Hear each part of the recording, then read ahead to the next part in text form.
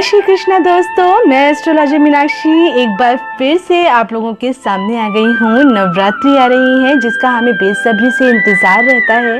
हर 6 महीने में नवरात्रि आती है। ये चैत्र मास की नवरात्रि है जिसका कि हम बहुत टाइम से इंतज़ार करते हैं। माँ के स्वागत के लिए बहुत सारी तैयारियाँ करते हैं और उनको खुश करने के लिए, उन्हें मनाने के लिए जो भी हम कर सकते हैं वो सब कुछ हम करते हैं।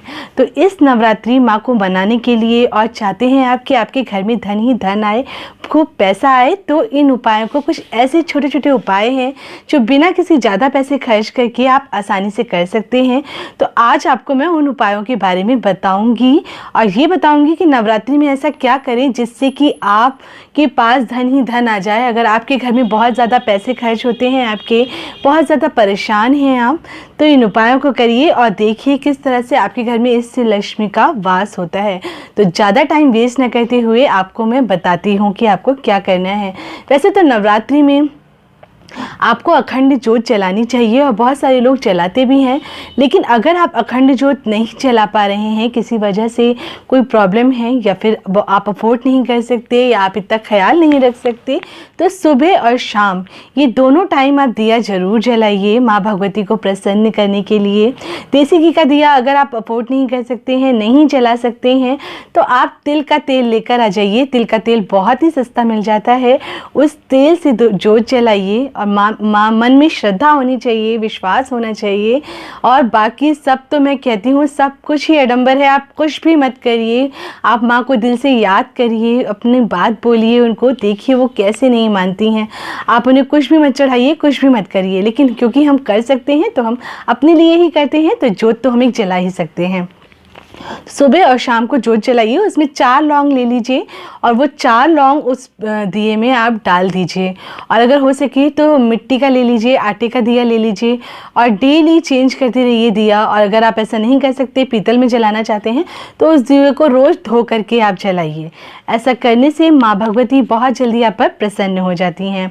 एक दूसरा उपाय भी आपको बताती हूँ। 5 प्रकार के सूखे लाल मेवे ले लीजिए, सूखे मेवे ले लीजिए 4 प्रकार के, और लाल चुन्नी ले लीजिए माता की, और उसमें उन मेवों को बांध करके माँ को अर्पित कर दीजिए। ऐसा करने से आपकी जो भी मनोकामना होती है, जो भी प्रॉब्लम है, आप उन्हें बता दीजिए और अपनी कामना को रखते हुए माँ को ये चुनरी उड़ा दीजिए। फिर देखिए माँ किस तरह से आपसे प्रसन्न होती हैं और आपकी किस तरह से सारी इच्छाओं को पूरा कर देती हैं। देवी मंदिर में लाल रंग का ध्वजा किसी भी दिन आप जाकर के नवरात्रों में चढ़ा दीजिए।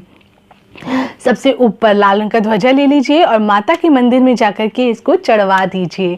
पंडित जी से कहिए वो चढ़ा देंगे, या जो भी ऊपर जाकर चढ़ा पाएगा उसे चढ़ा देगा। ऐसा अगर आप करेंगे तो आपको बहुत ज़्यादा लाभ होगा। आपके शत्रु आपसे जीत नहीं पाएंगे, पराजित होंगे। अगर आपकी कोई कामना है तो वो बहुत जल्दी पूरी होगी। किसी भी तरीके की कोई भी कामना के लिए आप इस उपाय को कर सकते हैं।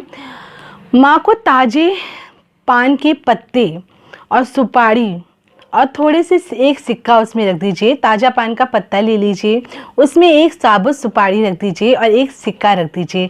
ऐसा रख करके माता रानी के दरबार में जा कर के उनसे अपनी प्रार्थना कह कर के पान के पत्ते रख दीजिए। ऐसा करने से आपके घर में धन ही धन आता है, धन की प्राप्ति होती है। आपको कहीं से आपका धन रुका हुआ है, फंसा हुआ है, या आप कहीं कुछ कामना कर रहे हैं, तो किसी भी तरीके की कोई प्रॉब्लम है धन से रिलेटेड, तो वो बहुत जल्दी आपकी सॉल्व हो जाती है।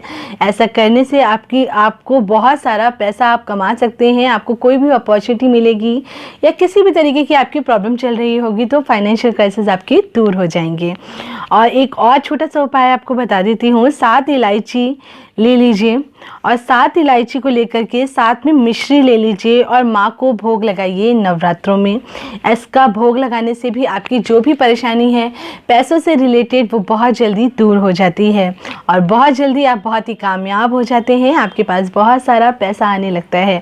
और छोटी कन्याओं को छोटे छोटे पर्स ले लीजिए, आप खरीद लीजिए, मिल जाते हैं आसानी से। उसमें थोड़ी दक्षिणा डाल दीजिए और दक्षिणा को छोटी छोटी जो कन्याएं हैं उनको आप दे दीजिए। ऐसा आप जिस दिन अष्टमी करते हैं उस दिन भी कर सकते हैं। अष्टमी वाले दिन कर दीजिए अगर आप रोज़ नहीं कर सकते हैं तो। अगर आप रोज़ कर सकते हैं तो रोज़ ऐसा करिए।